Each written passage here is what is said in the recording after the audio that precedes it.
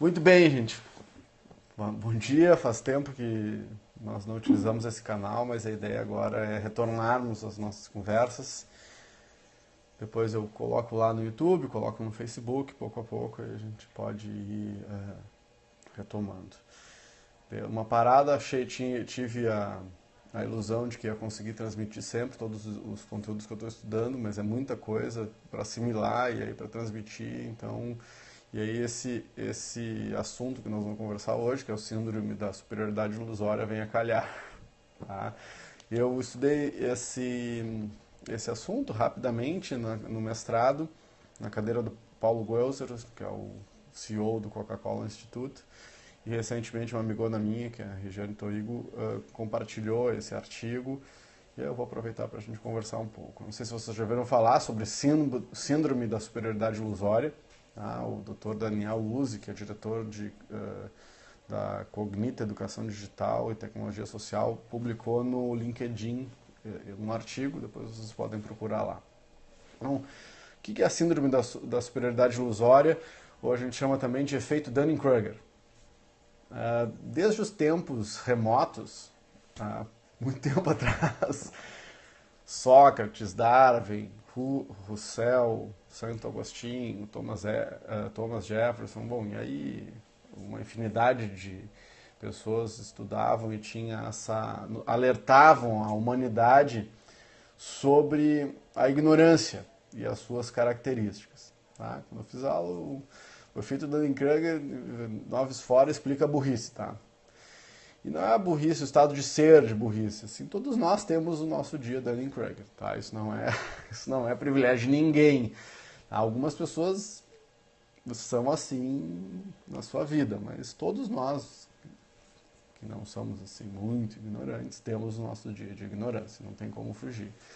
Mas dar-se conta é o importante para que a gente não fique muito tempo no erro. Errar não tem problema. O problema é quanto tempo a gente insiste no erro.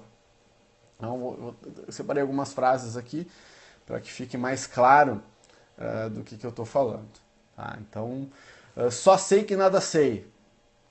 Sócrates, o filósofo grego, dizia: à medida em que vamos acumulando experiência sobre determinado assunto, vamos percebendo o quanto ainda temos para aprender sobre aquele assunto. Então, tudo que eu estudo muito nos dá mais consciência do quanto eu não sei. Ou seja, o que eu sei é infinitamente melhor do que aquilo que eu já sei ou já aprendi. Perdão. Charles Darwin disse: a ignorância gera mais frequentemente confiança do que conhecimento.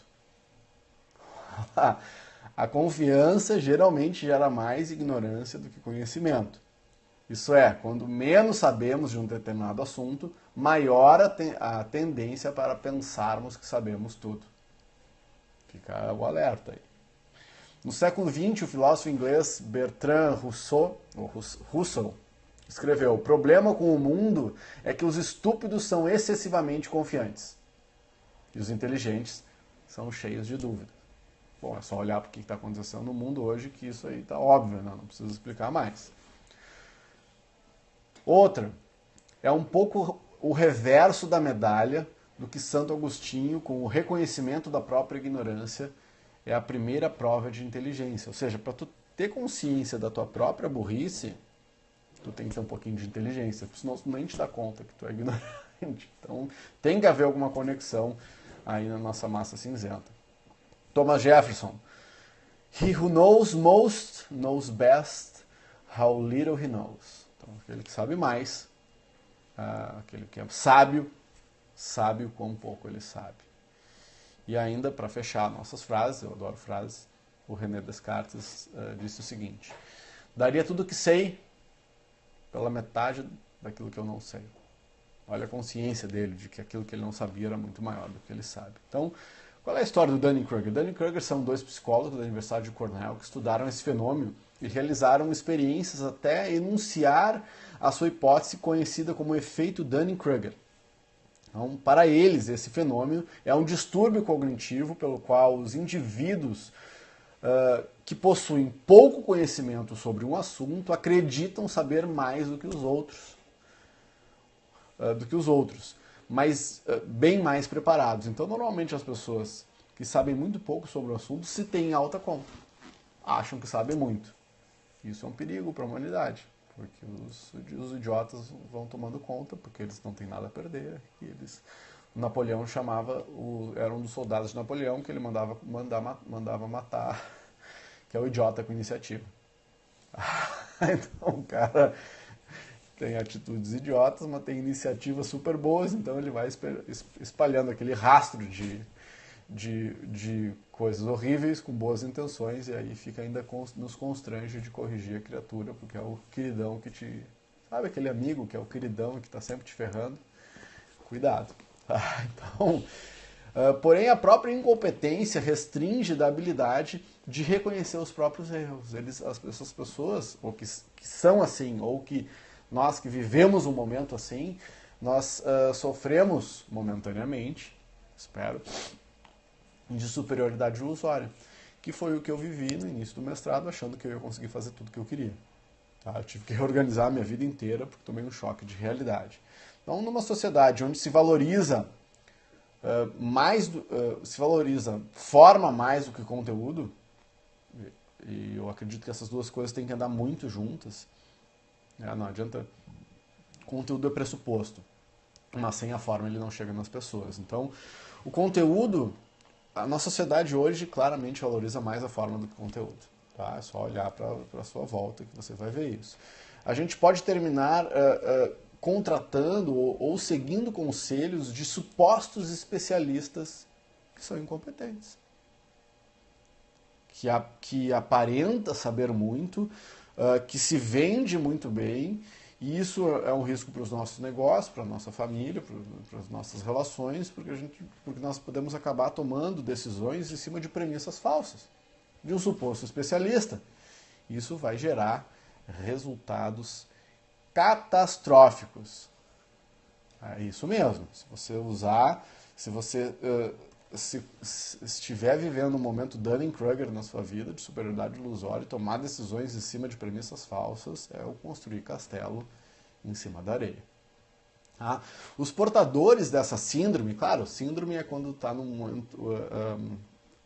quando a pessoa vive isso. Mas o meu alerta aqui, essa conversa, é para que nós tomemos consciência que nós podemos, por algum momento, vivenciar isso, nós mesmos. Tem um momento que o cara cola as placas e a gente não consegue compreender nada. Os portadores dessa síndrome receberam de Dunning, né, o carinhoso apelido de idiotas confiantes. Lembra?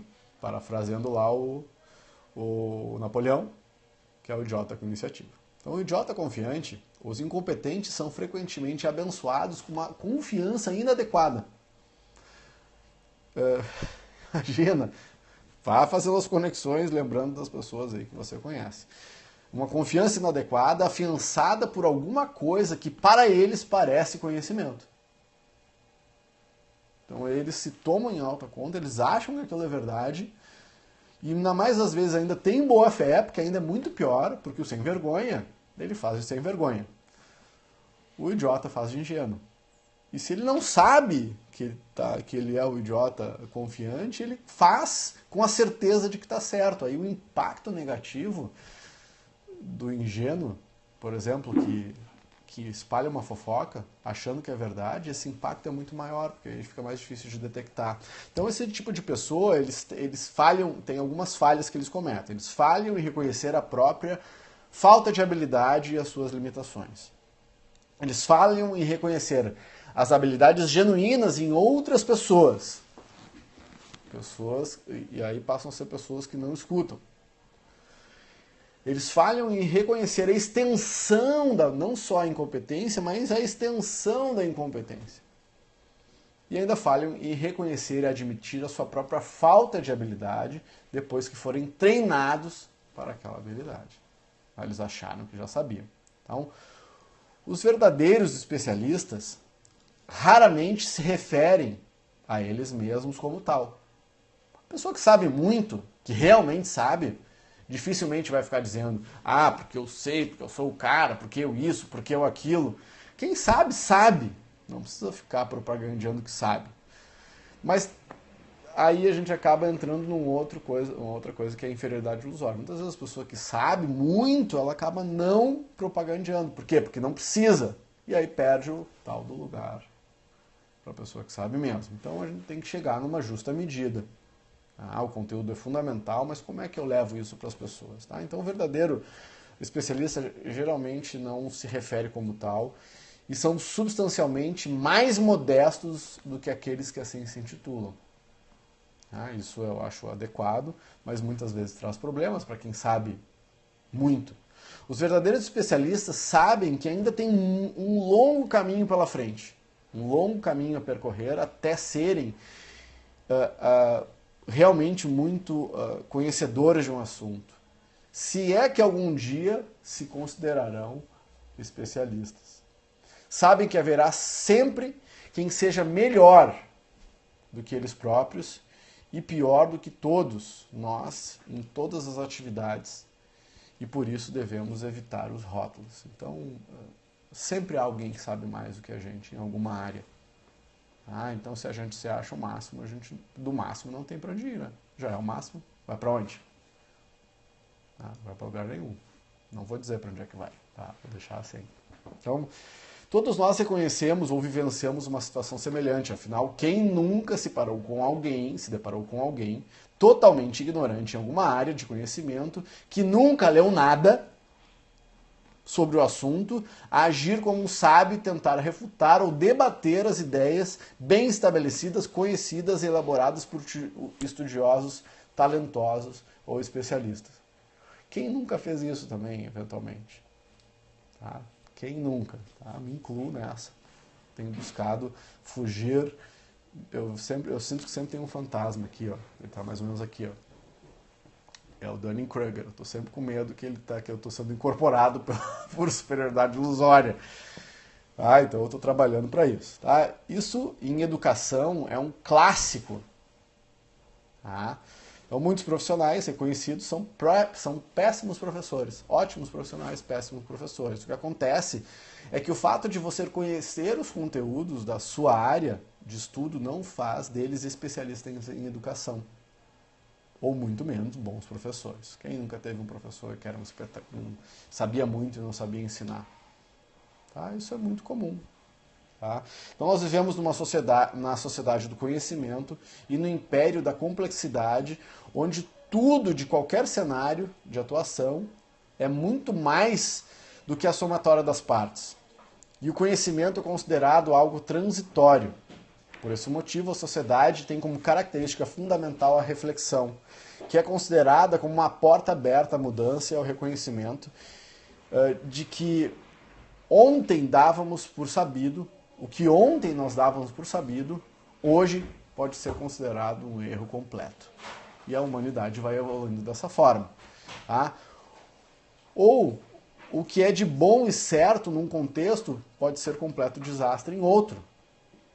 Algo que ignoramos no nosso dia a dia agora pode se tornar uma coisa muito certa no dia de amanhã.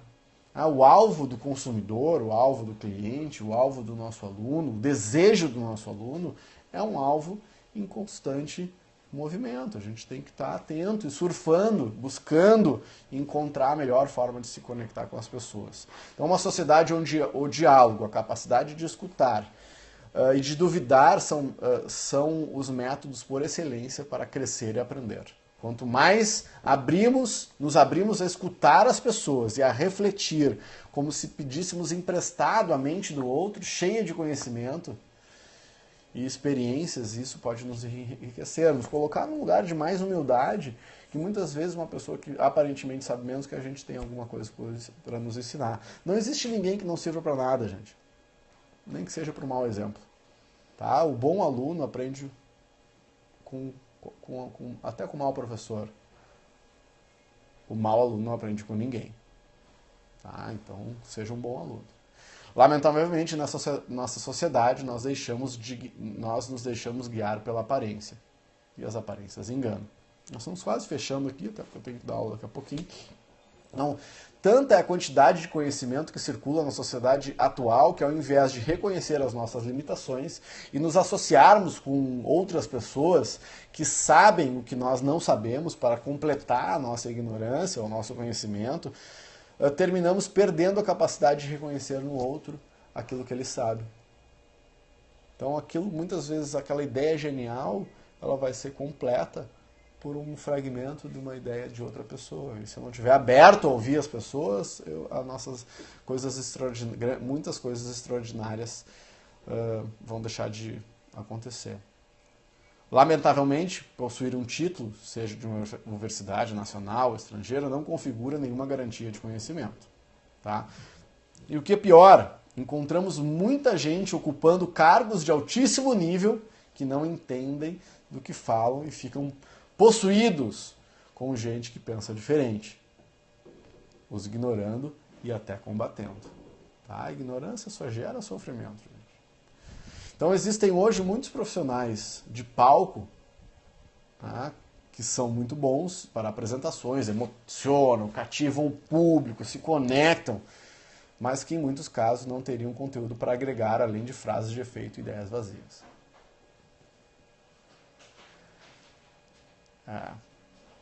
Então, a nossa ideia desse canal de comunicação não é dourar a pílula, não é ficar fazendo frases de efeito que vão mudar a vida, até porque elas não vão. Se alguma coisa muda a vida, é você.